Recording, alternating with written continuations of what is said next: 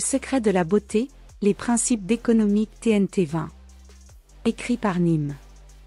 La grâce consiste, d'après ce que nous avons dit, en ce que chaque mouvement ou attitude se produit de la manière la plus facile, la plus mesurée, la plus aisée, et devient par là même l'expression parfaitement exacte de l'intention qui l'a dictée, c'est-à-dire de l'acte de volonté.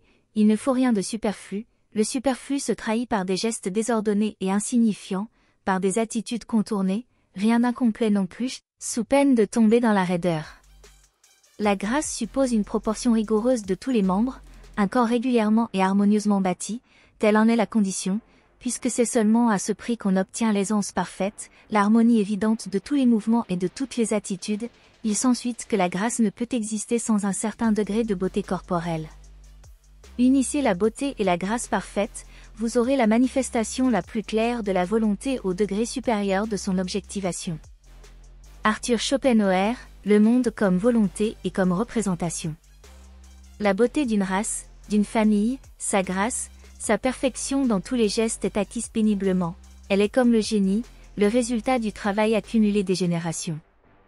Il faut avoir fait de grands sacrifices au bon goût, il faut, à cause de lui avoir fait et abandonné bien des choses, le XVIIe siècle, en France, mérite d'être admiré sous ce rapport. On avait alors un principe d'élection pour la société, le milieu, le vêtement, les satisfactions sexuelles. Il fallut préférer la beauté à l'utilité, à l'habitude, à l'opinion, à la paresse. Règle supérieure, on ne doit pas se laisser aller, même devant soi-même. Friedrich Nietzsche, Crépuscule des idoles. Dans un article précédent, j'ai abordé la question de la nature humaine et conclu que, s'il n'existe pas à proprement parler de nature humaine, il existe néanmoins des travers inhérents à l'existence et une nécessité de définir des catégories dont une pour les humains. Mais si le monde est en changement permanent, est-ce que ce changement va vers une direction et suit des principes précis? La meilleure cosmologie actuelle est accélérationniste et désintégrationniste. Pour dire les choses de manière crue et finalement insoutenable, l'expansion de l'univers s'accélère et s'éloigne. Nick Land, désintégration. Il semble régner trois lois dans l'univers qu'on pourrait nommer la fragmentation, l'association et la synchronisation. La fragmentation est liée à l'essence. Elle est l'expression de l'identité. C'est un désir de sécession, ou tout simplement d'expression d'une singularité au sein d'un tout. Elle est nécessairement conflictuelle car elle implique la séparation d'un système préexistant. Lorsque des Anglais fuirent le royaume en quête de liberté vers le Nouveau Monde, le système lutta contre leur désir d'indépendance, donc de libre association. Cette libre association est ce qui confère l'existence à une entité selon son identité. C'est seulement à la suite de la guerre d'indépendance que les États-Unis d'Amérique naîtront pleinement. Cette association permet alors de générer un nouveau système cohérent au sein duquel se dérouleront des échanges synchronisant les actes des entités le composant et le rendant ainsi fonctionnel. Les libertariens seraient d'ailleurs bien avisés de chercher le principe de non-agression dans cette nécessité. Mais ce nouveau système fera lui-même partie d'un environnement au sein duquel il sera en concurrence. La concurrence, résultat de la fragmentation, sera un principe fondamental pour assurer la bonne synchronisation. Cette fragmentation n'implique d'ailleurs pas nécessairement la disparition du système initial et peut même être un moyen d'en améliorer le fonctionnement. Elle peut être la naissance d'une caste supérieure, d'une aristocratie qui va se distinguer du reste des entités du système tout en y appartenant pleinement et même en le dirigeant. Elle va constituer une préférence d'association, une discrimination, permettant une meilleure synchronisation. D'un point de vue darwinien, c'est ici le secret de la spéciation observée dans la phylogénèse. Chaque espèce constitue une fragmentation d'une espèce précédente qui avec le temps va donner des races différentes sauf chez les humains qui sont une création à part de tout le reste du vivant ne formant qu'une seule race qui finiront par donner des sous-espèces par le principe d'association et qui va participer à l'équilibre d'un écosystème où s'établira une synchronisation. Cette association ne se fait pas au hasard. On observe par exemple que les descendances les plus fructueuses se trouvent dans l'association de deux organismes de sexe opposé sauf chez les humains qui sont une espèce à part où ces règles ne s'appliquent pas ni trop proches, ni trop éloignées. Et il semblerait que cette tension visant à trouver un juste milieu le plus adéquat se retrouve assez régulièrement dans l'univers. On appelle cela l'effet Goldilocks en référence à boucle d'or qui choisit toujours l'élément se trouvant au milieu. L'expression est utilisée pour décrire une situation ou une condition considérée comme optimale ou idéale se situant quelque part entre deux extrêmes. Prenez trois hommes français du même âge, 25 ans, et avec des capacités cognitives en tout point identiques, le même métier, les mêmes performances et le même salaire. Le premier mesure un m 60, le deuxième un m 75 et le troisième un m 90. Ils pratiquent tous une activité physique et ont la même IMC de 22. Ils pèsent alors respectivement 60 kg, 75 kg et 90 kg. Ils ont donc un besoin journalier d'apport calorique de 1500, 1800 et 2100 calories. Lequel a le plus de chances de survivre et se reproduire? Évidemment, pour réellement répondre à cette question, il faudrait connaître beaucoup plus de paramètres que cela, mais je vais utiliser ces conditions initiales pour mener une réflexion. En moyenne, les Français mesurent un M75, donc le premier est en dessous de la moyenne, le deuxième est dans la moyenne et le troisième au-dessus. Dans les conditions actuelles, leurs chances de survie sont similaires, personne ne meurt de faim en France aujourd'hui. Cependant, le plus grand aura sans doute besoin de dépenser plus d'argent non seulement pour sa nourriture mais aussi pour toutes les choses de la vie quotidienne comme les vêtements. Son organisme a besoin d'énergie et l'argent et de l'information. Son organisme a alors besoin de plus d'énergie et d'information pour les mêmes performances, le même salaire. Il est donc plus complexe. Dans un monde civilisé où la violence est interdite, le plus petit est en fait le plus optimisé. Mais imaginons qu'il y ait une rupture suite à un effondrement et qu'il est plus difficile de trouver à se nourrir. Par exemple, les écolos prennent finalement le pouvoir. Celui qui a besoin de moins d'énergie pourra faire face plus facilement à une réduction des ressources, celui qui est plus grand dispose d'une force physique lui permettant potentiellement de se procurer plus de ressources illégalement au prix de certains efforts. Comment s'assurer que l'effort fourni est le plus faible et le moins risqué possible? Attaquer l'individu des 1M60 plutôt que celui des 1M75. Lequel une femme aura tendance à choisir pour se reproduire? Celui qui est le plus adaptable dans un environnement changeant, celui des 1M85. Ce que je dis ici a bien entendu plus valeur d'illustration que de présentation scientifique. Je souhaite mettre en avant un effet de recherche du juste milieu nommé effet Goldilocks, en référence à Boucle d'Or qui choisit toujours l'élément se trouvant au milieu. L'expression est utilisée pour décrire une situation ou une condition considérée comme optimale ou idéale se situant quelque part entre deux extrêmes. Dans un contexte plus général, l'effet Goldilocks peut être appliqué à divers domaines, tels que la biologie, la physique, la finance, l'écologie, la politique, etc. Par exemple, la zone habitable d'une planète est considérée comme ayant des conditions idéales pour la vie si elle est ni trop proche ni trop éloignée de son étoile hôte, mais juste à la bonne distance pour permettre l'existence d'eau liquide. L'homéostasie répond aussi à ce principe. La nécessité de l'existence maîtrisée d'inégalités pour le bon fonctionnement de la société, et de toute structure dissipative, que j'ai déjà exposée, répond aussi à ce principe. Il n'est alors pas étonnant d'observer une courbe en cloche pour tout un tas de données statistiques. Cependant, on aurait tort d'y voir ici un équilibre statique. Ce qu'on observe est un processus de perfectionnement. Tout élément ordonné est une structure dissipative en évolution échangeant de l'énergie et de l'information avec son environnement et je crois qu'elle répond à trois principes qui sont les principes de moindre action, moindre information et moindre complexité. Je vous ai déjà parlé du principe de moindre action. Le principe de moindre action est un concept en physique qui stipule que le mouvement d'un système physique est tel que la quantité d'action totale du système est minimale. En d'autres termes, le système cherche à minimiser son action totale en suivant une trajectoire qui est appelée trajectoire d'action minimale. Cette idée est utilisée pour expliquer le mouvement de particules et de systèmes plus complexes en physique classique et en physique quantique. Le premier à avoir formulé l'idée que la nature obéit à un principe d'économie fut Leibniz, en 1690, qui parla de « principe de moindre de dépenses » et l'a utilisé pour décrire les lois de la mécanique. Mais c'est Maupertuis qui lui donnera le premier une dimension mathématique en 1744. Conclusion, la nature va chercher à optimiser la dissipation d'énergie donc, à maximiser la dissipation d'énergie par action.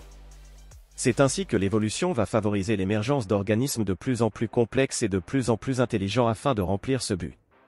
Si le principe de moindre action est alors une notion scientifique bien formulée, j'aimerais modestement introduire deux autres termes visant l'économie qui me semblent directement liés à ce processus qui sont le principe de moindre information et le principe de moindre complexité. Comment sont-ils liés? Par l'entropie. Pour ceux n'étant pas familiers avec les idées que j'ai développées par le passé, je vais expliquer très brièvement pourquoi je dis cela. L'entropie est une notion complexe qui renvoie tout à la fois à une mesure de dissipation d'énergie, d'ordre et d'information. Comme le formulera Georges Escurogène, elle est une mesure de l'inutilisabilité de l'énergie libre disponible pour produire un travail mécanique, donc une action. Mais elle est également une mesure de l'état d'incertitude. Incertitude qui appelle à être résolue par la génération d'informations. Enfin, et comme elle fut communément admise en premier lieu, elle est une mesure de l'ordre d'un système, donc de sa complexité. La complexité est une mesure de l'interaction, de l'interconnexion, de l'interdépendance et de l'adaptabilité des éléments au sein d'un système. En d'autres termes, plus un système a de composants qui interagissent de différentes manières, plus il est considéré comme complexe. Un système complexe a souvent les caractéristiques suivantes. Non-linéarité, cela signifie que de petites modifications des conditions initiales ou des paramètres peuvent conduire à des différences significatives dans le comportement du système. Émergence, les propriétés émergentes sont des caractéristiques du système global qui ne peuvent pas être prédites simplement à partir de la connaissance des parties individuelles du système. Adaptabilité, les systèmes complexes ont souvent la capacité de s'adapter et de changer en réponse à leur environnement.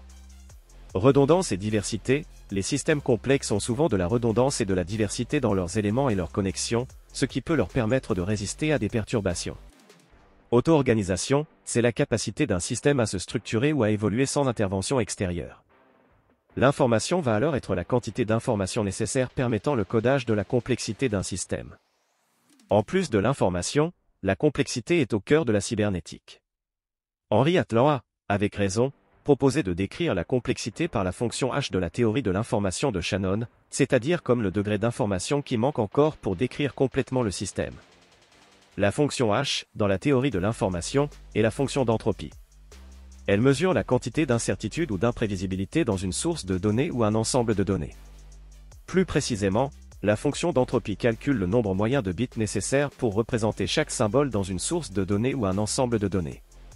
On peut réduire la quantité d'information en la compressant sans en perdre la qualité et le sens jusqu'à un certain point. Par ce procédé, on va chercher à réduire la complexité du système tout en conservant sa fonctionnalité. En d'autres termes, un système est complexe non seulement s'il a de nombreuses parties interconnectées, mais aussi s'il est difficile de prédire comment ces parties vont interagir. Selon Atlan, un système est d'autant plus complexe que son entropie, ou fonction h, est grande. Cela signifie que plus il est difficile de prédire l'état d'un système, plus ce système est complexe. Cela s'applique à de nombreux domaines, comme la biologie, où la complexité des organismes vivants peut être liée à l'incertitude inhérente à leur processus biologique, ou à la cybernétique, où la complexité d'un système informatique peut être liée à l'incertitude de ses processus de traitement de l'information. Dans le contexte de la théorie de l'information, l'entropie est souvent considérée comme une mesure de la quantité d'informations contenues dans une source de données ou un ensemble de données. Plus l'entropie est élevée, plus la source de données ou l'ensemble de données est imprévisible ou aléatoire, et donc plus il contient d'informations potentielles. Cela doit faire écho avec ce que nous avons énoncé au cours de notre réflexion sur l'être que j'ai proposé de voir comme une totalité d'informations potentielles bornées. Comme le dit Luhmann, la complexité est l'unité d'une multiplicité. Une structure est composée de ses parties mais le tout est supérieur à la somme de ses parties, et ce tout va chercher à augmenter sa puissance tout en maintenant le nombre d'éléments nécessaires à l'optimisation de cette puissance le plus bas possible. Comment se fait-il que l'entropie puisse mesurer à la fois la quantité d'énergie, d'information et le degré d'ordre? Il faut comprendre comment ces trois choses sont entremêlées et s'influencent l'une l'autre. Pour cela je vous propose le schéma ci-dessous. À l'origine, dans le domaine de l'automobile, la longueur des moteurs, nécessitant une dimension correspondante du capot, était signe en même temps de puissance pour la machine, et de prestige social, pour l'homme. Mais le moteur, avec la disposition des cylindres en V, remplaçant la disposition en ligne, puis avec les soupapes en tête et l'augmentation du taux de compression et du régime de rotation, a pu augmenter sa puissance tout en réduisant son volume et sa masse. Gilbert Simondon, sur la technique. Il faut bien comprendre que ces choses sont interconnectées au sein d'un système dans un devenir qui a pour but la recherche de la réduction de son entropie ou, pour le dire autrement, l'augmentation de sa puissance. Mais il se loge au cœur de ce processus un paradoxe identifié par Léon Brillouin, physicien français qui a travaillé dans divers domaines, dont la physique quantique et la théorie de l'information. Le paradoxe de Brillouin est une réflexion importante sur la manière dont nous comprenons l'information dans le contexte de la physique thermodynamique et de la théorie de l'information. Tel qu'il est généralement compris, c'est une réfutation de la valeur de l'information. Selon lui, l'acquisition d'informations nécessite nécessairement une dépense d'énergie, ce qui suggère que l'information n'est pas simplement une abstraction, mais a un coût physique tangible. En termes plus techniques, Brillouin a montré que dans un système physique, l'obtention d'informations pour réduire l'entropie, le désordre, du système nécessite un minimum de travail qui est déterminé par la relation de Planck, où K est la constante de Boltzmann, T est la température et Ln, 2, est le logarithme naturel de 2. Ce travail minimum est souvent appelé le coût énergétique de l'information, ou le coût de l'information de Brillouin. Ainsi, Le paradoxe de Brillouin soulève des questions fondamentales sur la nature de l'information et ses interactions avec le monde physique, y compris le fait que l'obtention d'informations n'est pas un processus gratuit, mais implique des coûts énergétiques qui peuvent avoir des implications importantes en thermodynamique et en théorie de l'information. En mettant l'accent sur le coût énergétique de l'information, il souligne comment la complexité d'un système est liée à l'information nécessaire pour le décrire et le manipuler. Dans le contexte de la théorie de l'information, la complexité d'un système peut souvent être associée à la quantité d'informations nécessaires pour décrire ce système. Un système plus complexe nécessite généralement plus d'informations pour être pleinement décrit. Cela signifie qu'il y a un coût énergétique plus élevé pour obtenir l'information nécessaire pour comprendre et manipuler un système plus complexe. À mesure que les systèmes deviennent plus complexes, les coûts énergétiques associés à leur fonctionnement augmentent, ce qui peut devenir un facteur limitant dans le développement de technologies plus avancées. De même, en biologie, l'information est stockée et manipulée sous forme d'ADN, et il existe un coût énergétique associé à la réplication de cette information lors de la division cellulaire. Ainsi, la complexité d'un organisme peut également être liée à l'énergie nécessaire pour maintenir et reproduire son information génétique. Le paradoxe de Brillouin met alors en évidence une contrainte fondamentale sur la complexité des systèmes, qui est intrinsèquement liée à la quantité d'informations qu'ils contiennent et au coût énergétique associé à la manipulation de cette information. Autrement dit, l'acquisition d'informations va naturellement augmenter la complexité du système qui devra alors utiliser plus d'énergie pour maintenir l'information du dit système. Il va alors y avoir une nécessité à filtrer l'information pour ne conserver que celle qui est capitale, mais aussi d'optimiser la façon d'encoder cette information afin d'en réduire sa complexité. Cela aura pour finalité de produire des entités optimisant l'énergie dépensée. Si vous pouviez voir l'histoire de l'homme en accéléré partant du Big Bang, vous verriez un monde en mouvement et en changement perpétuel, se recomposant infiniment à la façon des métamorphoses d'Ovide. Mais ces changements ne sont pas anarchiques et sans raison, ils se font suivant l'information produite par ces nouvelles entités et leur efficacité à dissiper l'énergie. Vous verriez la marche vers la complexité qui voit la mort d'étoiles donner naissance à l'homme qui est une entité capable de dissiper 10,000 fois plus d'énergie à masse égale. Les principes de moindre action, moindre complexité et moindre information sont alors ce qui va conduire, par exemple, à la naissance de l'homme en partant des étoiles. Moindre ne veut pas dire une diminution de ces trois choses, bien au contraire. L'information, l'ordre et l'énergie dissipée augmentent, mais cette augmentation s'accompagne d'une optimisation visant à éliminer le superflu. Quoi qu'il en soit, et pour nous en tenir à l'idée même de la simplicité primitive, on ne comprend pas du tout pourquoi les choses devraient toujours commencer par être simples et aller ensuite en se compliquant. Au contraire, si l'on réfléchit que le germe d'un être quelconque doit nécessairement contenir la virtualité de tout ce que cet être sera par la suite, c'est-à-dire que toutes les possibilités qui se développeront au cours de son existence y sont déjà incluses, on est amené à penser que l'origine de toute chose doit en réalité être extrêmement complexe et c'est là, précisément, la complexité qualitative de l'essence. Le germe n'est petit que sous le rapport de la quantité ou de la substance, et en transposant symboliquement l'idée de grandeur, on peut dire que, en raison de l'analogie inverse, ce qui est le plus petit en quantité doit être le plus grand en qualité. René Guénon, Le règne de la quantité et les signes des temps. Cela est peut-être un peu trop ésotérique à ce stade, alors prenons un exemple concret à appliquer à ce schéma pour expliciter ce que je nomme les principes de moindre action, moindre information et moindre complexité. Imaginez un écrivain qui va se lancer dans l'écriture d'une narration. Il connaît le point de vue qu'il veut défendre dans son ouvrage, mais il est face à une page blanche. Il peut choisir n'importe quelle époque, n'importe quel personnage, n'importe quelle intrigue et situation. Sa page blanche est simple, mais son esprit contient lui toutes les possibilités qui rendent le récit potentiel en même temps extrêmement complexe. Il va alors s'engager un processus de va-et-vient entre la pensée de l'écrivain qui va considérer les possibilités qui s'offrent à lui et l'écriture sur la page blanche des options sélectionnées. Va-t-il considérer toutes les possibilités? Bien sûr que non, il lui faudrait plus d'une vie. Il est limité par le temps et l'énergie qu'il peut y consacrer, donc il va en considérer quelques-unes seulement et choisir celle qui lui semble le plus opportune. Ces possibilités existent virtuellement, mais seules quelques-unes vont être couchées sur le papier et devenir actuelles. Les lignes d'écriture vont constituer la partie manifestée d'un ensemble plus large. Ces actualités vont alors conditionner le choix des autres possibilités à venir. Au fur et à mesure de l'écriture, notre écrivain va venir ajouter, puis retirer les informations dont il a besoin pour mettre en avant son point de vue de la façon la plus élégante, donc la plus logique et esthétique. Sur la forme, sa page blanche initiale va paraître de plus en plus complexe, pourtant cette complexité en apparence repose sur une sélection de possibilités plus large. La recherche de moindre information va augmenter la complexité formelle. Mais au fur et à mesure, l'auteur va revenir sur ses écrits, les retravailler, les simplifier et réduire ainsi leur complexité. Jusqu'au moment où il estimera qu'il a une version qu'il peut soumettre à la lecture d'un tiers afin d'avoir son retour. Ce retour sera une nouvelle information précieuse pour l'auteur afin de savoir ce qui doit être modifié et commencer un nouveau processus qui se répétera jusqu'à ce qu'il obtienne un manuscrit narrant un récit mettant son point de vue en avant où rien n'est superflu.